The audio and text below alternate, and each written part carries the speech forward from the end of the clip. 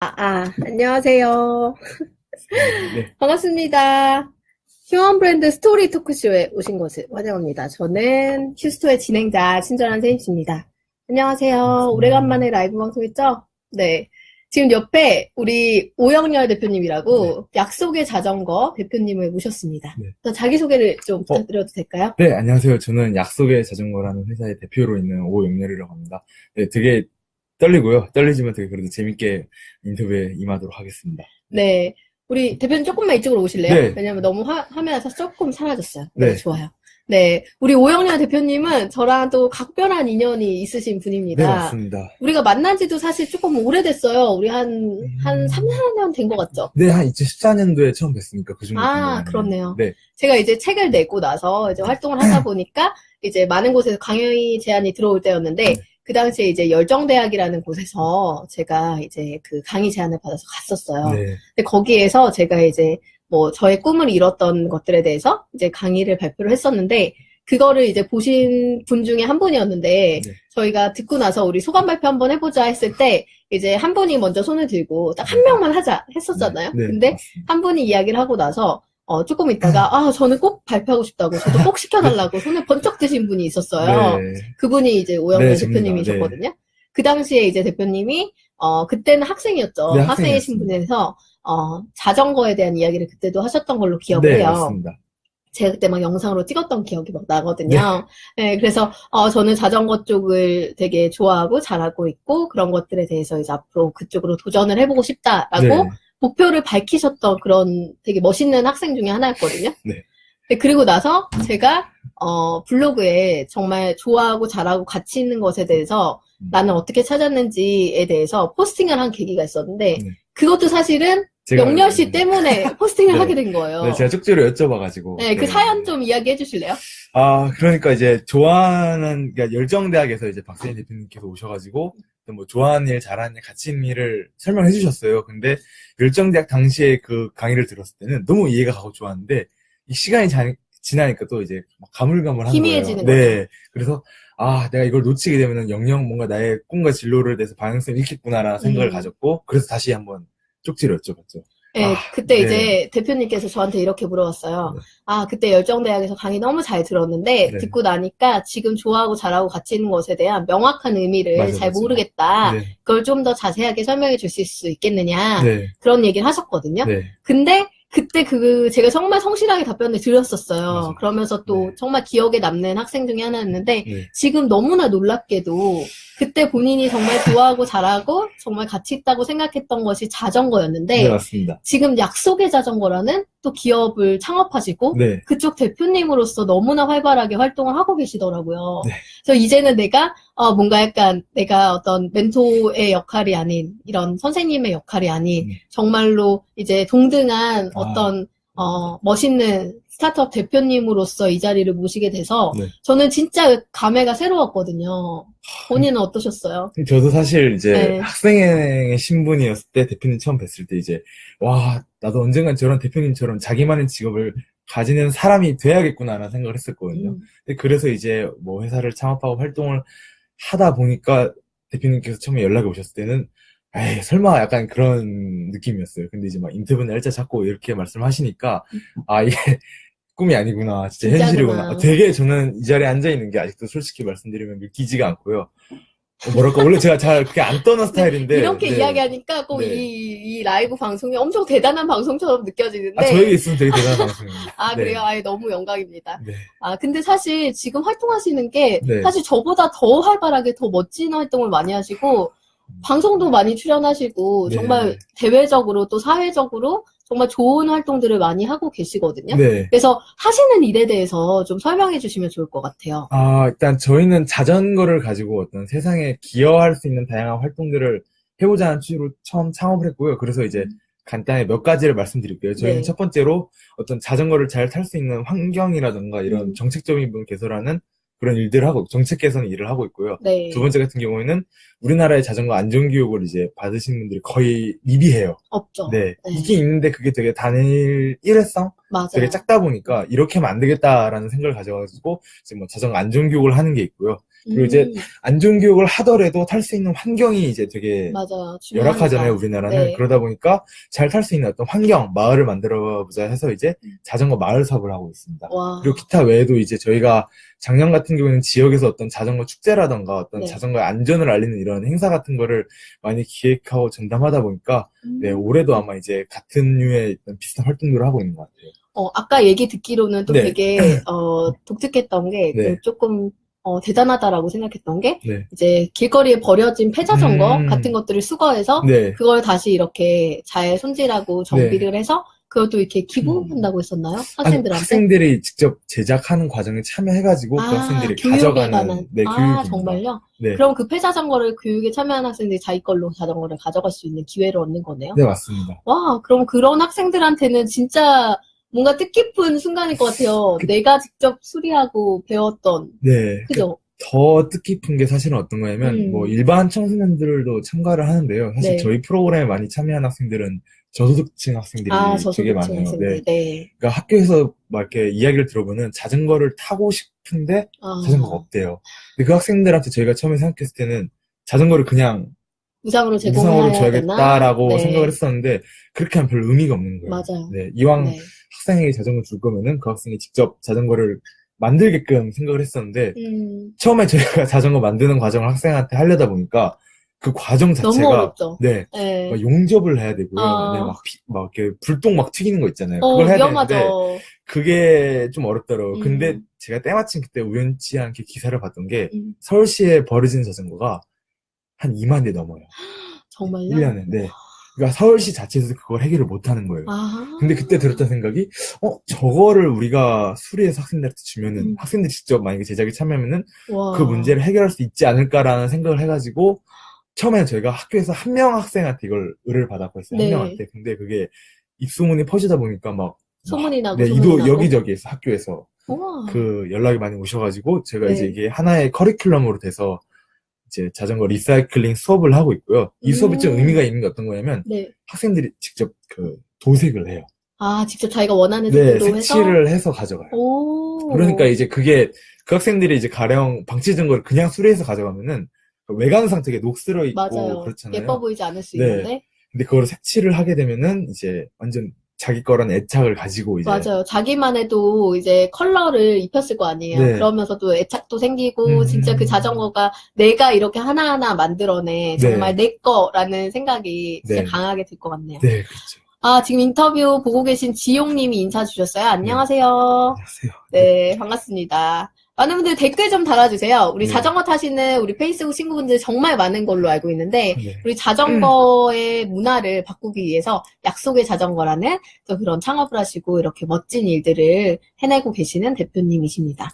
네, 반갑습니다. 반갑습니다. 그래서 지금 얘기해주신 그런 약간 정말 가치 있는 일들을 정말 많이 해나가고 계신데 실제로 뭐 정책 개선 얘기도 하셨어요. 근데 정책 개선이라는 부분들이 대체적으로 어떤 내용들이 있는지 그러니까 바꾸고 싶은 게 특별히 있으실 텐데 오늘 사실 방송을 통해서 이야기를 좀 해주셨으면 좋을 것 같거든요. 네, 그렇죠. 그러니까 우리나라의 지금 자전거 인구가 1,200만이거든요. 그러니까 즉 인구의 4분의 1 정도는 자전거를 다 탄다는 거예요. 그러니까 이 자전거 인구는 앞으로도 계속 증가할 추세예요.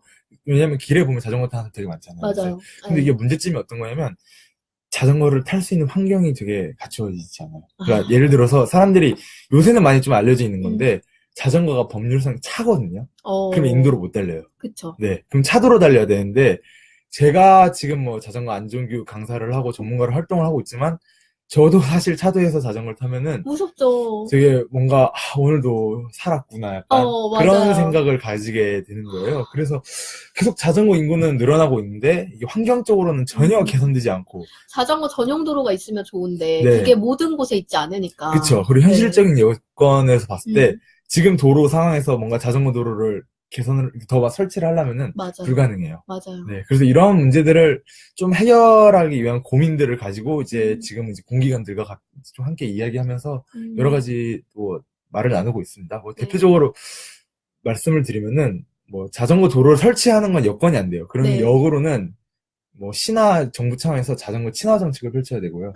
그리고 자동차 수를 조금은 줄이는 그런 자동차 억제 정책을 펼치는 게 진짜 자전거 좀 많이 탈 수 활성화될 수 네, 있는. 네, 환경적으로 좀 나아질 수 있는 길인가 생각하고요. 그리고 이제 그러한 생각을 가지고만 제가 사실 있었는데, 제가 이제 그런 생각을 가지고 현재 이제 그 경기도 수원시 근처에다가 자전거 마을 사업이라는 걸 하고 있어요. 우와. 네, 그래서 거기에 가보시면은 주민들이 자전거를 다 타세요. 네, 우와. 활성화도 시키고, 자전거 타는 사람들이 거기는 많아지다 보니까 그분들이 알아서 지역에다 목소리를 내세요.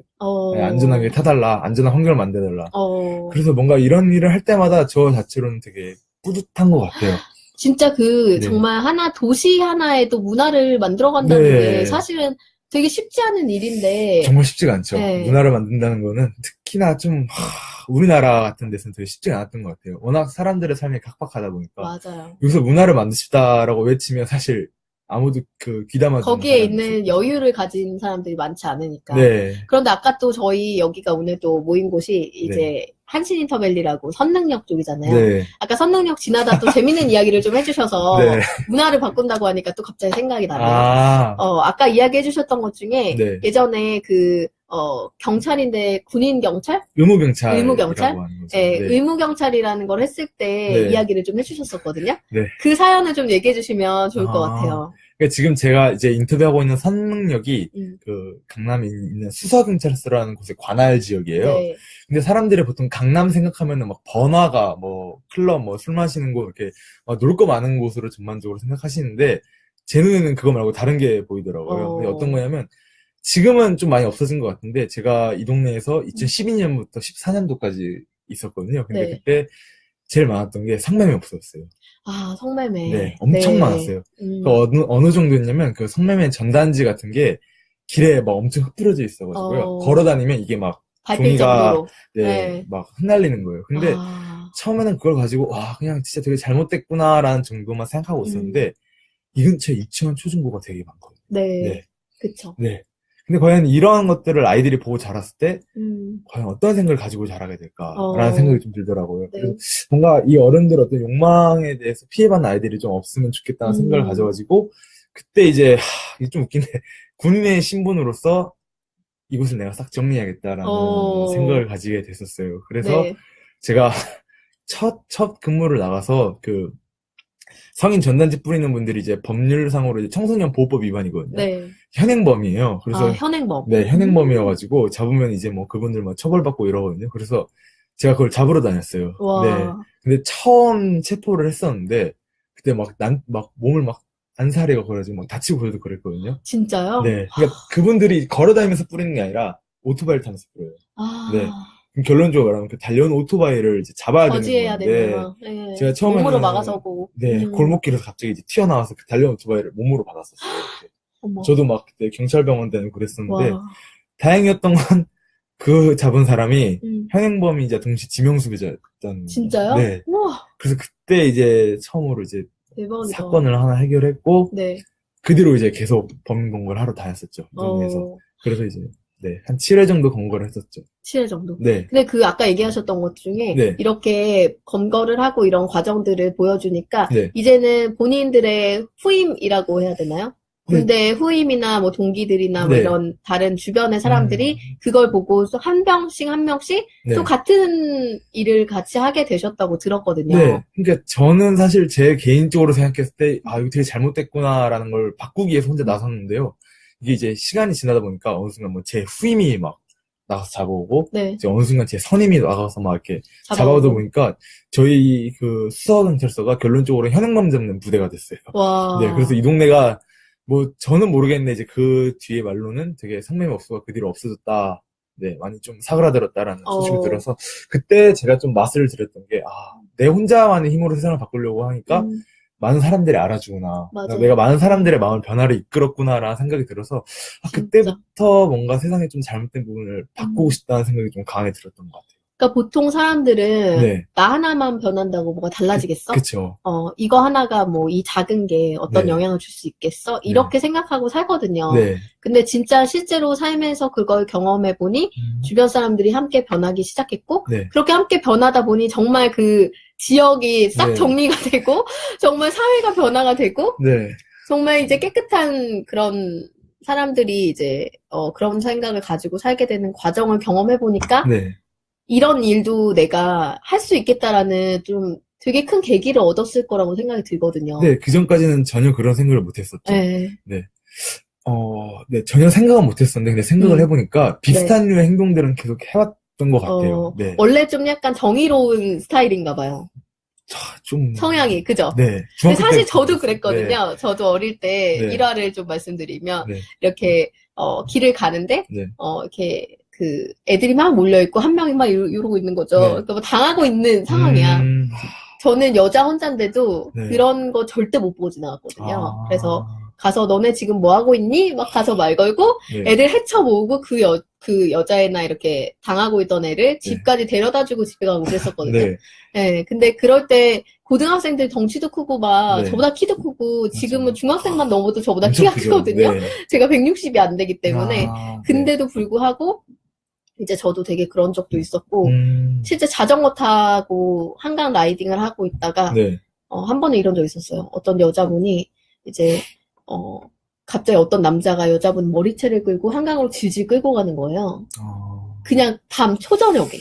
그걸 제가 보고 너무 깜짝 놀랐는데 그 당시에 제가 저랑 같이 일하던 어떤 직장 회사 어떤 오빠들이랑 같이 라이딩을 했었거든요. 근데 제가 자전거를 타다가 자전거를 던지고 숲으로 뛰어왔어요. 한강 숲으로. 그래서 가서 아저씨 뭐 하시는 거야? 막 소리 지르고 그러면서 지금 이렇게 때리시는 건 범죄라고 아저씨 이렇게 그쵸. 하시면은 범죄죠. 안 된다 그랬더니 우리 와이프라고 얘기를 하시더라고요. 그래서 와이프면 더 와이프여도 이거는 죄다. 그러면서 아저씨 이 아주머니랑 분리돼서 저쪽에 계시라고 하고 이제 제가 경찰에 딱 신고를 했어요. 그래서 어디 다리 밑 한강대교 어디 다리 밑으로 지금 빨리 출동을 해달라라고 하고 그 정신 못 차리는 아주머니 막 내가 가지고 있던 물 마시게 하고 이렇게 정신 차리게 한 다음에 구해주고 경찰 도착하고 바로 이제 봤거든요.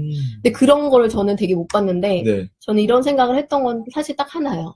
저게 내 가족일 수도 있다. 맞아. 이런 거. 그러니까 아무도 도와주지 않으면 결국에 그냥 죽는 거잖아요. 옛날에 막 사연 중에 이렇게 어떤 미국 어디 도시에서 어떤 사람이 어쨌든 칼에 찔려서 살해를 당했는데 신고가 단 한 건도 일어나지 않았대요. 근데 그게 모두가 너가 했을 거야. 다른 사람이 했겠지. 신고했겠지. 누군가 도와주겠지. 정말 이런 아니란 생각 때문에 그런 큰 범죄가 일어났던 거라고 생각을 하거든요. 그래서 이렇게 영렬 씨 같은 정의롭고 조금 사회를 바꾸고자 하고 그런 분들이 진짜로 이렇게 힘을 내주는 게 모든 사회가 좀 좋아지는 상황이 되지 않을까라는 생각이 듭니다. 우리 혜민님이 열정대학이셨던 분 아니세요? 이렇게 알아보시네요. 네, 맞습니다. 어떻게 아시네요? 그러니까요. 혜민님 어떻게 아세요? 궁금하네요. 네, 답변을 주시면 너무 감사하겠습니다. 그리고 우리 또 자전거 타는 패치님 내가 막 초대해달라고 했더니 또 타는 분 초대했는데 지금 운동 중이실 것 같다고 막 이런 분들도 계시고. 저녁에 운동 좋습니다. 많은 분들이. 블로그 서로 이웃이라고 하시네요. 혜미님이. 제가. 잘 모르시죠? 사실 모든 블로거들이 서로를 기억할 수는 없지만 어쨌든 기억하신다는 거는 또 혜미님이 관심 있게 감사합니다. 제가 지켜봐 주신 것 같네요. 끝나고 꼭 들어보겠습니다. 그리고 그 밖에 또 이제 그 창업하게 된 계기나 이런 것도 조금 궁금해요. 창업하게 된 계기는 사실 막 남들이 보면 되게 특별하다고 물어보는데 사실 그렇진 않아요. 그러니까 처음에는 저랑 지금 같이 일하는 동료가 있는데 저는 자전거 타는 걸 좋아했고요. 그 동료는 이제 자전거를 뭔가 정비하거나 수리하는 걸 좋아했어요. 근데 저희 둘 다 사실 공통적으로 생각을 가졌던 건 저도 직장 생활을 해봤었는데 되게 힘들더라고요. 뭔가 자기가 말하고 싶은 것도 못하고 뭔가 내가 계속 시킨 대로만 살아야 된다. 이렇게 스트레스를 받으면 생각을 하다가 그 친구랑 모였고, 야, 우리 뭔가 자전거로 좀 의미 있는 일을 해보면 좋지 않을까라는 생각을 해갖고 약속의 자전거가 됐고요. 처음에 약속의 자전거라는 이름을 지은 경우는 막 사람들이 되게 거창하게 알아요. 뭔가 막 세상을 지키겠다는 약속을 막 하지 않냐 이렇게 했는데 제가 이걸 영감을 얻었던 게 미국에 약속의 연필이라는 회사가 하나 있어요. 근데 그 대표님이 연필로 뭔가 학교를 이제 뭔가 만들어갖고 세상을 바꾸는 걸 하더라고요. 그럼 제가 이제 그럼 나는 자전거로 바꾸겠다 해가지고 그래서 약속의 자전거라고 된 거죠. 되게 우연치 않게 이렇게 됐어요, 사실은. 아까 전에 우리 그 인터뷰한다고 올렸던 그 사진이 국회라고 했는데 시의회. 시의회인가요? 시의회라고 했는데 거기를 자전거를 타고 입장을 하셨더라고요. 네. 그 에피소드도 좀 이야기해 주시면 좋을 것 같아요.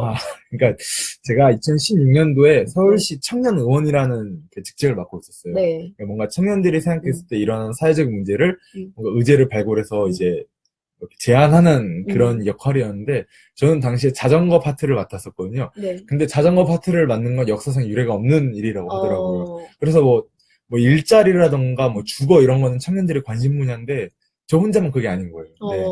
그래서 뭔가 이거를 이슈화 시켜야겠다는 생각이 좀 들더라고요. 네. 그래서 제가 한 번은 이제 서울시의회에서 제가 생각해낸 정책 안건을 제안하는 그런 시간이 있었는데 이걸 뭔가 좀 사람들한테 주목을 받고 이제 뭔가 이슈를 이끌어내려면은 네. 내가 여기를 자전거를 타고 들어가겠다라고 생각을 해가지고 서울시의회에 자전거를 타고 들어갔어요. 네, 쫄쫄이 입고 자전거 타고 헬멧 쓰고 들어갔는데 맨 앞줄에 박원순 시장님 계시고 네, 어디 뭐 1급 뭐 이렇게 공무원들도 계시고 그래갖고 당혹스러웠는데 그래도 할 말은 다 하고 나왔습니다. 아, 그래요? 그때 했던 이야기들이 어떤 게 있었나요? 공유해 주시면 좋을 것 같아요. 되게 좀 여러 가지가 있었는데 여러 가지가 있었지만 이제 두 가지 정도로 좀 말씀을 드리면은 첫 번째로는 그 자전거를 서울시청에서 안전교육을 시행하고 있는데 횟수가 되게 적고요. 모집 인원 적어요. 근데 이거 횟수를 좀 늘리고 뭔가 을 확대시켜야 된다라는 걸 이제 첫 번째 안건으로 제안을 했었고요. 두 번째 안건으로는 그 아무도 모르실 테지만 자동차는 좌회전이나 우회전을 하면은 그 깜빡이를 켜야 되잖아요. 네. 근데 자전거도 켜야 돼요. 근데 자전거는 깜빡이가 없다 보니까 손으로 수신호가 법적으로 의무 사항이거든요, 사실은. 근데 이게 되게 문제점인 게 국내 자전거 이렇게 그 뭔가 모임들, 연맹 이런 게 되게 많은데 그분들이 다 달라요. 수신호 사용하시는데. 공통적으로 해주는 게 국가에서도 없는 거군요. 국가에서도 그거를 선택을 못하는 거죠. 네. 그러다 보니까 이게 통일성이 안 되다 보니까 일단 수신호 자체가 이제 바로잡지가 안 되는 거예요. 그래서 제가 일단 수신호를 통일을 시킨 다음에 이거를 보급시킬 수 있도록 서울시가 적극 나서야 된다. 이거를 진짜 이제 중요한 부분이다. 하고 이제 얘기하고 왔죠. 근데 그 뒤로 이제 뭔가 그때 이제 서울시의회에 자전거를 타고 갔던 사진이 이슈가 되면서 그때부터 뭔가 좀 서울시에 뿐만 아니라 많은 좀 사람들이 자전거 관련된 문제에 대해서 좀 많이 좀 인식을 공감하시는 것 같아요. 그쵸. 네. 그리고 아까 말씀하셨듯이 우리나라 인구의 4분의 1이라 그랬나요? 네, 1200만 명이 자전거를 타고 있습니다. 네, 그 4분의 1이나 되는 정말 많은 그 인구들이 타고 있는데, 이제는 정말 관심을 가져야 되는 부분이라는 생각이 들고요. 그쵸.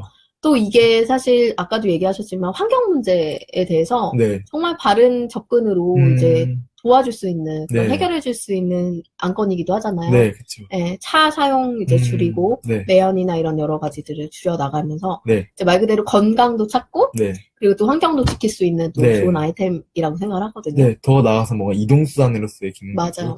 그리고 이제 자전거를 타는 사람이 그렇지 않은 사람보다 뭔가 삶이 긍정적이고 활발하다 연구 결과는 되게 많아요. 아, 그래요? 네. 그래서 그런 측면에서도 뭔가 사람들의 어떤 삶의 질에도 기여를 할 수 있지 않을까라는 생각을 가지고 정말 자전거를 보급을 이제 열심히 하고 있고요. 또 활성화를 해서 열심히 노력하고 있습니다. 처음에 이제 자전거를 타게 되신 계기는 어떻게 돼요? 그것도 좀 궁금하네요. 처음에 자전거를 타게 기억 나시나요, 혹시? 기억 다 나요. 진짜요? 자전거를 처음 타게 된 계기는 막 딱히 있지 않고 되게 어렸을 때 그냥 부모님이 자전거를 타라고 사줬어요. 그냥 그렇게 해서 자전거를 시작했는데. 몇 살 때요? 제가 6살인가 7살 때쯤에. 물론 뭐 3살 때도 막 탔긴 했는데 그건 기억이 없어서. 맞아요. 보조자전거 이런 거 바퀴 달린 그런 건 시작했겠네요. 그렇게 시작했었는데 제가 아직도 그 7살 때 자전거 탔을 때 기억이 나는 게 그 두 발을 땅에 딛지 않고서도 앞으로 나아가는 그 즐거움이라는 게 너무 좋더라고요. 네. 그래서 저희 초등학교 때도 막 애들이 학교 끝나면 막 학원이나 이런 거 되게 많이 갔는데 저는 자전거 타러 돌아다녔어요. 그때부터. 진짜 그때부터 사랑에 빠졌구나. 네. 그리고 이제 뭐 고등학교 때는 되게 웃긴 얘기인데 이제 그때는 이제 뭐 제가 알바를 하고 그런 게 아니다 보니까 교통비를 주시잖아요. 근데 그걸 아껴서 제가 쓰려고 학교 그 등하교를 자전거로 했었어요. 네. 건강도 찾고 용돈도 챙기고. 정말 좋은 방법인 것 같습니다. 이제 그렇게 하다가 본격적으로 좀 뭔가 자전거를 교육적 가치로 이렇게 해봐야겠다는 생각을 가진 게 제가 2015년도에 혹시 랜도너스라고 잘 몰라요. 들어보셨죠? 사실 그렇게 유명하지 않은 국내에서 열리는 자전거 스포츠인데요. 장거리 레이스예요. 그러니까 최소 200km부터 1200km까지 다양한 코스들이 있고요. 해당 구간을 제한 시간 내에 완주를 해야 되는 대회는 아니에요. 네. 그러니까 그건 이제 자기와의 싸움 같은 경기인가요? 네. 그러니까 대회는 순위를 매기지만 네네. 이 랜도너스라는 거는 시간 내에만 들으면 누구나 만족증을 줘요. 와. 근데 그게 뭔가 저는 교육적으로 되게 의미가 있다고 생각했어요. 그러니까 왜냐면 우리는 지금 뭔가 승부를 네, 가리고 뭔가 저 사람과 경쟁해서 내가 맞아, 1등을 맞아. 해야 돼서 이렇게 상을 타야 되는데 이거는 뭔가 순위 경쟁이 없이 나와의 경쟁과 네. 그러니까 다른 사람 신경 안 써도 되는 거죠. 맞아요. 네. 진짜 오히려 협동을 해야 되는 그런 레이스인데 그쵸. 제가 그거를 나갔어요. 근데 그걸 완주하고 나서부터 뭔가 이거를 이제 자전거를 교육적인 가치로 실현시켜야겠다는 생각을 더 많이 한 것 같아요. 진짜요? 네. 진짜 멋있네요. 다시 이름 한번 알려주세요. 랜도너스라고요. 랜도너스. 네, 자전거의 뭔가 장거리, 뭔가 자기와의 싸움에 관심 있는 분들은 그거를 나가보시면 좋을 것 같아요. 대회랑은 확실히 다른 개념이기 때문에. 진짜. 네, 협력해야 돼요. 거기 있는 사람들이랑. 네. 정말 의미 있는 경기일 것 같네요. 저도 갑자기 눈이 반짝했습니다. 네, 되게 훈련을 많이 하시고. 저도 자전거로 70km 하루에 탄 적 있어요. 엄청 많이 타신 거예요. 네, 팔당댐 자전거 타고 거기 근처 가서 초계국수 먹고 유명합니다. 네, 팔당 초계국수. 네, 거기서 초계국수 먹고 이제 턴에서 돌아온 적 있었거든요. 되게 좋죠. 네, 한창 라이딩을 할 때도 있었지만. 네, 그 코스 되게 좋습니다. 그렇구나. 네. 그러면 이제 자전거 교육하시고 이러면서 또는 자전거를 통해서 만난 인연들이 많으실 텐데 특별히 이제 사업하시면서 특별히 의미 있었고 좀 기억에 남는 분이 있으시면 그런 사연도 좀 얘기해 주시면 좋을 것 같아요. 아까 잠깐 얘기가 나왔던 건데, 저희가 자전거 리사이클링 사업도 한다 했잖아요. 그거의 첫 번째 학생이 가장 기억에 남아요. 네. 그러니까 저희가 자전거 리사이클링을 한다는 소식을 듣고 학교의 어떤 복지사 선생님께서 이렇게 오셨어요. 그래서 저희 학교에 이런 학생이 있는데, 뭔가 좀 자전거를 가지고 싶어 하는데 자전거를 못 갖고 있어 되게 좀 안타깝다라고 얘기를 하셨어요. 근데 저는 잘 몰랐는데 예산도 막 이렇게 없고 막 그렇다고 하시더라고 학교에서. 그래서 저희끼리 고민했던 끝에 그냥 한번 도와주는 거. 이 학생 도와주자 라는 생각을 가지고 이제 그 학생이 와갖고 제가 전담해서 그 학생이랑 자전거를 같이 만드는 수업을 하게 된 거죠. 네, 근데 그 학생이 그 자전거 완성을 하고 나서 그 얼굴 표정이 있잖아요. 자전거 완성. 그 얼굴에 딱 써있더라고. 나에게 어떤 자전거가 생기다니. 네. 근데 그 표정을 얼마나 저희가 이렇게 행복했을까. 네, 보고 있는데 너무 좋더라고요. 우리가 뭔가 단순한 우리는 자전거 리사이클링이지만 이 친구한테는 어떤 가치 있는 일을 실현했구나. 네, 그 뒤로부터 이제 그 학교 선생님이 어떤 소문을 내면서 저희 리사이클링에 있던 어떤 영역에서 사업을 확장시키고 있었는데 그 학생의 그 얼굴 표정은 지금도 문제예요. 저희 평생 초심으로 돌아갈 수 있을 것 같아요. 네, 그쵸. 이 사업을 하면서. 네. 지금은 연락도 잘 안 하는 그런 학생인데. 그래도. 네, 그 학생이 되게 뭔가, 지금 저희가 이제 자전거 판매도 하고 있거든요, 리사이클 한 거를. 그거 홍보 모델로 저희가 쓰고 있어요. 진짜요? 네. 우와. 그러면 그런 거는 저희가 어떤 곳을 통해서 이제 영현 씨를 만날 수 있나요? 플랫폼 같은 거나 이런 게 있나요? 홈페이지나? 저희가 홈페이지가 있긴 한데 지금 리뉴얼 중이긴 하거든요. 네. 근데 지금 약속의 자전거라고 네이버에 치면 아마 안 나올 거예요. 구글에 치면 나올 거예요. 거기가 지금 리뉴얼 중이라서, 완성되면은, 오셔서, 의뢰를 하시면 될 것 같습니다. 일반 중고 자전거도 판매를 하는데, 저희 고객 1:1 상담하고 도색까지 하고 있습니다. 네. 저는 이번에 미니벨로를 최근에 샀어요. 맞습니다. 정말 조그만 거. 네, 그냥 이렇게 마트용, 동네 다니는 용도로. 근데 확실히 제가 엄청 바퀴가 큰 막 하이브리드 타다가 이렇게 조그만 걸 타니까 너무 힘들더라고요. 그래서 자전거를 바꿔야 되나라는 고민을 심각하게 하고 있는데. 제 생각에는 그게 사실 우리는 자전거 종류가 되게 많잖아요. 하이브리드, MTB, 미니벨로인데 그 각자의 종류에 따라서 주는 매력들이 또 따로 있기 때문에 미니벨로는 저도 미니벨로대로 또 매력 있고. 저는 사실 출퇴근 지금도 이제 자전거로 출퇴근하는데 다 타요. MTB 타고 하이브리드, 사이클, 미니벨로 다 번갈아서 타는데 그날 성격에 따라서 타긴 하거든요. 근데 미니벨로 탈 때는 뭐랄까 그 되게 아기자기하면서 뭔가 앞으로 나간 느낌이 되게 좋아요. 그래서 저는 굳이 안 바꾸셔도 될 것 같다는. 사재기를 또.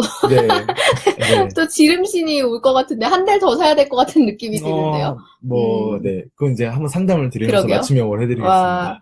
그래서 네. 어쨌든 오늘 또 이런 사업하는 거나 이런 얘기도 많이 해주셨는데, 네. 특별히 이제 방송 나오시면서, 네. 이제, 내가 여기 나올 때, 그래도 네. 이 얘기는 꼭 하고 가야 돼. 근데 오늘 이 얘기 안 하면 너무 아쉬울 것 같아. 이런 거 있을 것 같은데. 뭐가 있을까요?